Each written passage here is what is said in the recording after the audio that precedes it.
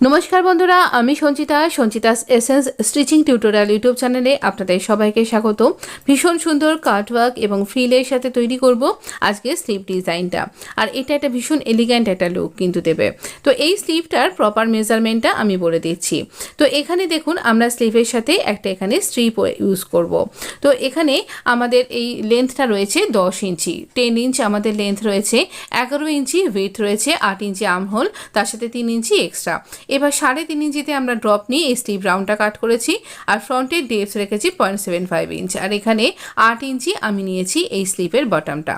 এবার আমার এখানে 4 ফোল্ড করে আলাদা আলাদা করে 2 ফোল্ড করে মোট 4 ফোল্ড করে আমি দুটো ক্যানভাসকে এভাবে আটকে নিয়েছি। ফোল্ডের সাইড থেকে এরকম একটা দিক দুটো ফোল্ডের দিককে একসাথে করে রেখেছি।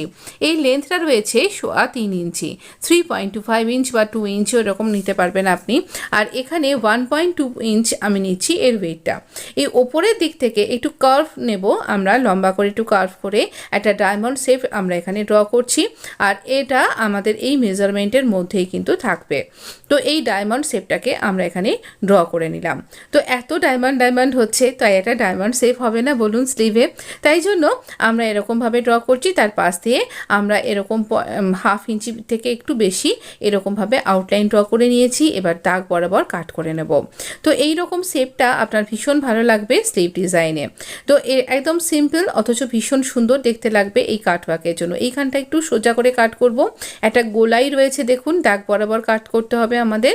আর এইভাবে আমরা একটা সুন্দর শেপ দেবো, একদম প্রপার 4 চৌকো ডায়মন্ড শেপ এরকম নয়, একটুখানি এর মধ্যে কার্ভ রয়েছে আর একটা লম্বা দিক করে সুর মতনো টাইপের রয়েছে খানিকটা। তো একটা ক্যানভাস এরকম কাট করতে গিয়ে আমার এরকম পুরোটা কাট হয়ে গেছে।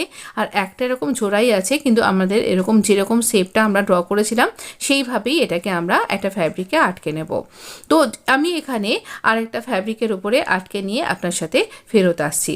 এখানে নিয়েছি আমরা 3 ইঞ্চি একটা স্ট্রিপ। এই 3 ইঞ্চি স্ট্রিপটা এখানে আমাদের 8 ইঞ্চি আর্ম রাউন্ডটা, এটা 4 ফোল্ড অবস্থাতে 16 ইঞ্চি রয়েছে। 4 ফোল্ড অবস্থায় 16 ইঞ্চি, মানে যা আর্ম রাউন্ডটা আমাদের এই বটমটা রয়েছে তার ডাবল নিতে হবে।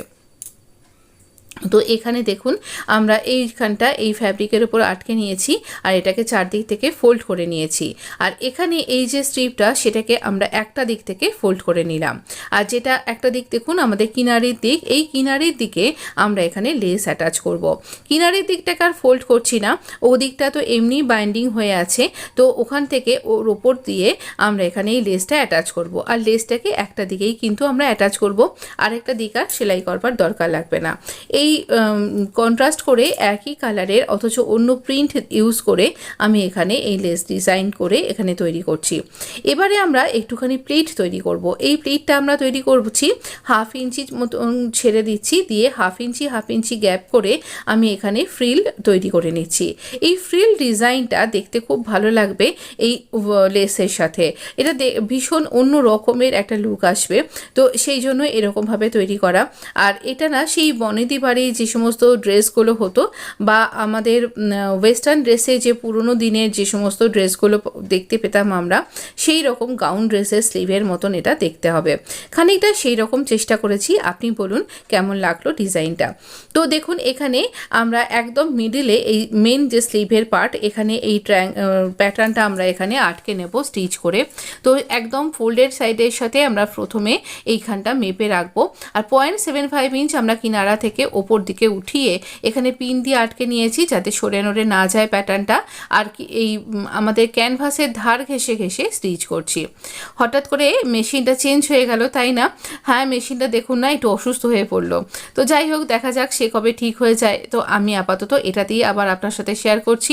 তো এই রকমভাবে আমরা এখানটাতে ঘুরিয়ে ঘুরিয়ে পুরো প্যাটার্নটা, এই ওপরের দিকে কিন্তু আমাদের সামান্য 1/2 ইঞ্চি মতন সরু হয়ে ওপর দিকে উঠে গেছিলো, এইটা কিন্তু মেনটেন করবেন। তো এই অবধি স্টিচ করলাম। আর ওইখানে কিন্তু মাঝে একটা ফোঁড় কিন্তু স্টিচ দিতে হবে, সেইভাবেই ঘোরাচ্ছি আমরা। আর এভাবে আমরা মাঝখান থেকে এই প্যাটার্নটাকে, যে ফ্যাব্রিকটা, সেটাকে প্রথমে কেটে বাদ দিয়ে দিচ্ছি। তারপর কেটে যখন বাদ দেবো তখন কিন্তু 1/2 ইঞ্চি ফ্যাব্রিক রেখে কাটবো। আর সমস্ত কর্নারগুলোতে ছোট ছোট করে কাট করব, দেখবেন যেন সেলাইটা কেটে না যায়। তারপর এই অংশটা ভেতর দিকে ঢুকিয়ে দিচ্ছি, একদম সমানভাবে আয়রন করে নিন। তারপর আমরা এখানে কিনারি বরাবর স্টিচ করব। এখানে এই রকমভাবে এটা ভেতর দিকে ঢুকিয়ে দিয়েছি। কোনো একটা দিক যদি আটকে যায় তার মানে আপনাকে সেখানটা আরেকটু কাট করতে হবে, যেমন আমি এখানটা কাট করলাম, খুব সামান্য ছোট্ট করে কাট করে আবার এটাকে টান করলেই দেখবেন ভালোভাবে আয়রন করলেই বসে যাচ্ছে। এবার এখানে টপ স্টিচ লাগান। যেরকমভাবে শেপটা রয়েছে কোথাও কোথাও কিন্তু কার্ভ করা রয়েছে, তো সেই কার্ভ ব্যাপারটা মেনটেন করুন। এরকমভাবে আঙুল দিয়ে ঠেললেই ক্যানভাসটা এরকম শেপটা নিয়ে নেবে। তো এইভাবেই আমরা এখানে স্টিচ করে নেব। ভীষণ সুন্দর দেখতে লাগছে না? দাঁড়ান, এখনও আরও সুন্দর দেখতে লাগবে। এই অংশটা সামান্য কিন্তু একটুখানি ওপর দিকে উঠে থাকবে, আর এখানে এরকম দুটো সুতো মতন একটুখানি সেলাই করে আবার বাকিগুলোতে কোনা কোনা করে আমরা সেলাই করব। এই প্যাটার্নটা কিন্তু বেশ সুন্দর দেখতে লাগে। আপনি কিন্তু প্লাজো বটমেও এটা তৈরি করতে পারেন। এবার এই উল্টো দিকটাতেও আপনি একবার স্টিচ করে নিন, আর একদম কিনারিটা আমরা একদম সরু করে ডাবল ফোল্ড করে স্টিচ করছি। এখানে আমরা এই অংশটাতে কোনো লেস লাগাবো না, লাগাবো আমি দেখাচ্ছি কোথায় লাগাচ্ছি। দেখুন খুব সুন্দর এইভাবে শেপটা তৈরি হয়ে যাবে। আর প্যাটার্নটা একদম পারফেক্টভাবে ড্র করবেন, পারফেক্টভাবে কিন্তু এটা কাট করে বার করবেন, দেখতে তাহলে খুব ভালো লাগবে। এবার ওই যে ফ্রিলটা তৈরি করলাম সেই ফ্রিলটাকে এর তলায় আমি রাখছি, আর এখানে এই যে স্টিচিং লাইনটা তৈরি হয়েছে সেই একই স্টিচিং লাইন বরাবর আমরা ফ্রিলের এই যে উপরের দিকটা এখানটাকে ভেতর দিকে ইন করে দিয়ে আমরা স্টিচ করব।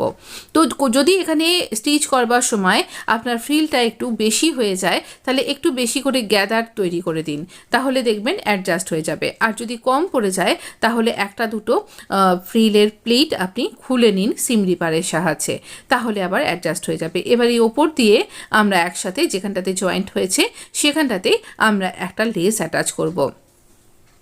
সবটাই হোয়াইটের ওপরে হচ্ছে, তাই আমি এই লেসটাও হোয়াইটই ব্যবহার করলাম। একদম সিম্পল একটা লেস, আর অথচ এলিগ্যান্ট একটা লুক আসবে। যেহেতু নিচের দিকে লেসটাও হোয়াইটই রেখেছি আর ড্রেসটার মধ্যেও কিন্তু হোয়াইট ব্যাপারটাই রয়েছে, তাই জন্য আমি এরকমভাবে লেস চুজ করলাম। আপনি আপনার মতন যে কোনো লেস ইউজ করতে পারেন। দেখুন কি সুন্দর দেখতে লাগছে। এটা যখন পরবেন তখন আরও সুন্দর দেখতে লাগবে। এটা 3/4 স্লিভের, একদম দেখুন এখানে এলবো লেন্থ অবধি স্লিভটা, আর এটা ঠিক তার ওপরটায় পরবে, ভীষণ অন্য রকম লাগবে। স্টিচ করার পর এটা এরকম দেখতে লাগবে। আমি আপনাকে পুরো লুকটা তো দেখাবোই অবশ্যই, কিন্তু আপাতত সেটা তো ড্রেস হবার পর আপাতত দেখুন কি প্রিটি লাগছে। ভালো লাগলে প্লিজ লাইক শেয়ার সাবস্ক্রাইব করে পাশে থাকবেন। ধন্যবাদ।